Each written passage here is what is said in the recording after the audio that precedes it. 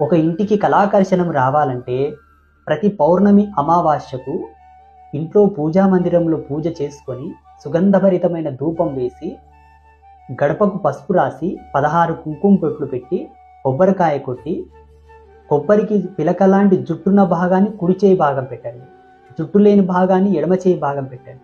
దాంట్లో ఇంత బెల్లమో పంచదారో వేసి ఆ ద్వారమునకు 3 సార్లు నమస్కారం చేయండి.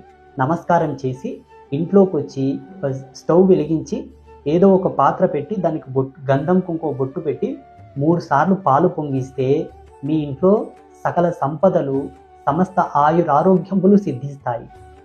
ఇది ఎంతో పరమ పవిత్రమైన వాస్తు సిద్ధాంతంలో చెప్పిన మార్మికమైన పూజ. చాలామందికి ఈ విషయం తెలియదు.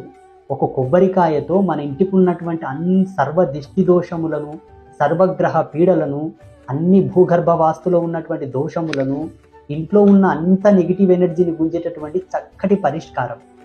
ఇది ప్రతి పౌర్ణమి అమావాస్యకు ప్రతి ఇంట్లో చేస్తే ఆ ఇల్లు సుఖ సంతోషములతో విరాజిల్లుతూ ఉంటుంది. ఈ